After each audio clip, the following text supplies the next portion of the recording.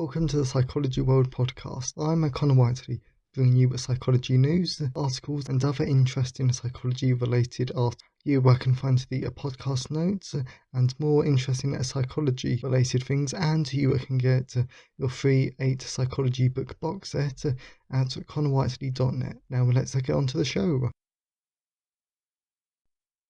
Hi everyone, and welcome to episode 127 of the Psychology World podcast with me, Connor Whiteley, and today's episode is on how to boost mental health, research from positive psychology and clinical psychology. So I hope that you had a wonderful new year, and I know that some of you might be planning what you want to do and what you want to achieve in 2022. So during this time, lots of people want to boost their mental health and just focus on themselves, and that is a great cause. I cannot recommend that enough. But research has showed a lot recently some of the pitfalls there. So the entire point of today's episode is just to explain how to boost mental health, and it's sort of I don't know how to describe it. It's really sort of here are the positives, but here are the negatives too, though. And this really does allow you to make an informed decision for yourself, though. So this is a really good episode. And this did take quite a bit longer than I actually planned for me to write it and reference it all for you, though. But this is a really good, really research-based episode that I really enjoyed. So in a few minutes, you've got that to listen to, though. And it is Monday, the 20th of December, 2021, as I record this. And as this is a pre-recorded episode, just so I can have New Year's off, there's no psychology news section today, though. But as always, I always love to hear your thoughts and feelings on today's episode. So you can always email me, connorwhiteley@connorwhiteley.net. You can always leave a comment on the show notes at connorwhiteley.net/podcast. And you can always tweet me on Twitter at Sci-Fi Whiteley. I always love to hear from you because it really helps to make the podcast feel more like a conversation. And today's episode has been sponsored by Social Psychology, a guide to social and cultural psychology. So this is an absolutely brilliant book, especially if you want to learn more about social psychology. Because not only does this book give you a great depth about what social psychology actually is, how do our group processes and how do our relationships, friendships influence us and impact our behaviour.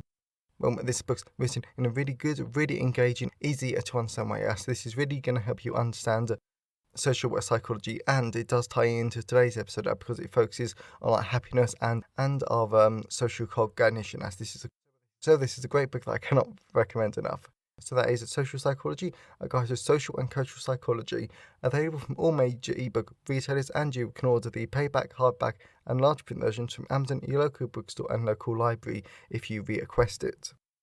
How to boost mental health, happiness. So this is always the area that people will always start with when it comes to how do we boost mental health, since the people who are happy do experience a lot of positive emotions, and this does help us to boost our well-being. Yet there are massive drawbacks, which I spoke about in a previous podcast episode called 5 Myths About Happiness, and that might have been five podcast episodes ago.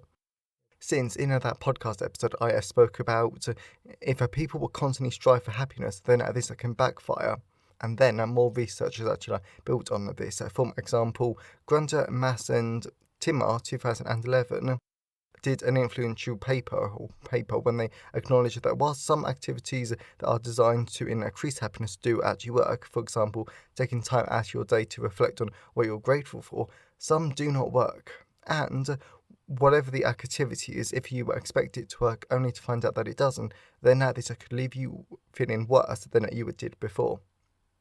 Then another example of this slippery slope was found by Kim and Mowgli, where they found that if people take too much time out of their day in the pursuit of happiness, the amount of time to actually get stuff done decreases, resulting in more unhappiness because they haven't got anything done there. So this is what I'm saying. Even though there are positives, everything has negatives. So it's sort of about weighing up what research actually tells us, just so we can inform the decisions so that we make. Overall, when it comes to boosting your mental health in terms of happiness, please don't start off with high expectations that by doing these activities you'll be a million times happier, as if you do, but then now you are sadly setting yourself up for sadness and disappointment, as well as please don't feel like you need to spend tons of time searching and becoming happier, And I know that this isn't what a lot of people want to hear, but you might want to look beyond happiness to boost mental health, leading us on to the rest of the episode. Meaning. Lots of different pieces of research over the years has shown the importance of having meaning in life, having a purpose, and feeling like you've reached your potential. However, meaning isn't everything, as Steptoe and Fancourt 2019 showed that there were downsides to meaning, since university students are, which of course some of us are, who were found to have perceived education and relationships as more meaningful, also reported greater levels of fear of failure. Additionally, the authors of the paper suggested the meaning in life wasn't only associated with happiness, but the fear and worry of losing the meaningful experience as well. On the whole, definitely pursue meaningful experiences. That alone I cannot stress enough, because we all need meaning in our lives, and we all need to experience different things to get out of the constant grind of everyday life. But do prepare yourself for the possible anxiety this new experience could cause you. Even then, getting anxiety or getting anxious might not be a bad thing. And then for that, you might want to check out Make Anxiety Your Friend, which was a podcast episode that I did a while back. I think it's in the 70s of the episode. Yes, and that's one of the problems about doing so many podcast episodes, is that it's very hard to keep track of where was it?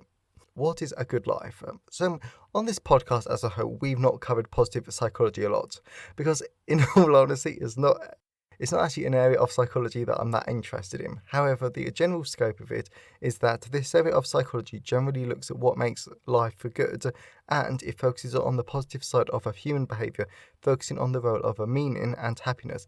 However, of course, there have been some major criticisms of this area of psychology. For example, where it does ignore the needs for psychological richness, with this being described as a plentiful of interesting and perspective-changing experiences. And of course, the sad thing is that not all of these perspective-changing experiences will be positive, because we all know times when we've had hated experiences where people have hostilely or even gently challenged our most fundamental principles. And this is something else that we look at in the social psychology book about our attitudes and also our implicit attitudes, which are quick to activate and hard to change. In addition, Lane's Maths 2018 showed, regardless of the culture, there was always a good minority of people who preferred a psychology-rich life compared to a perfectly happy and meaningful one. Personally, I really do understand this, because of course I want to live a happy and meaningful life. We all do. But I also want to live a rich life filled up with interesting opportunities, and I want to be challenged. This is why I'm always learning about psychology and some other areas of my life. And I also want to be proven wrong sometimes, just so I can change, develop, and grow as a person. Therefore, if you do want to boost your mental health, then you might want to think about making your life more psychologically rich. And of course, listening to this podcast and reading my books might be one of the ways to start. If this goes wrong. So this last section is more of a preemptive section in a case that you don't achieve your goals. For example, you might not achieve the high levels of happiness, meaning, or psychological richness that you desire. Meaning that I first want to mention that just because you were started and made a little progress, it probably means that you have done a lot more than you realise, and that you still started, you still did that, and that is an amazing start. In addition, I know that I've recommended this tons of times on the podcast before, but when you don't achieve your goals that were as close as you came, or perhaps as not as close as you came, this is still a sort of failure, and it can hurt. Failure hurts. So here are some top ways to deal with this failure in a case that you were needed.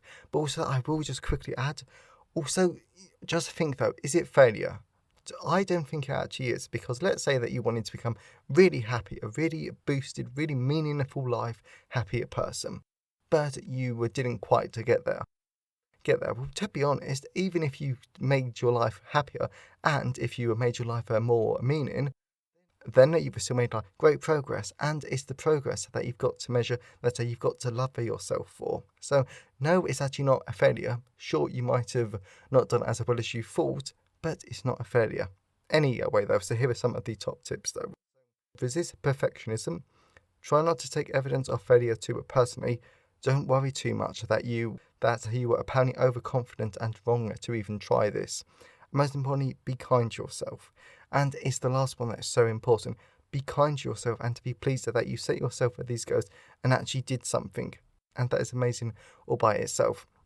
So overall, I know that this was an eye-opening episode that probably challenged you in some ways. I know that it challenged me, but I hope that this post has helped all of us to make our New Year's a bit more psychologically rich. So whatever you decide to do in this new year, I really do wish you the best of luck and a very happy new year.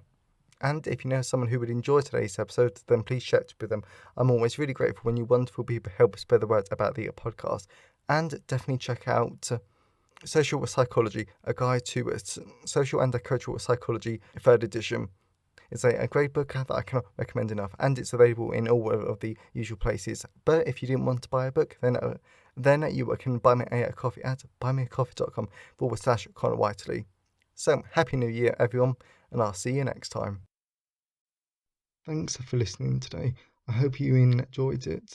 If you want to see the show notes, then please go to connorwhiteley.net. And if you want a free 8-book psychology box set, then please go to connorwhiteley.net. Have a great day, and I'll see you next time.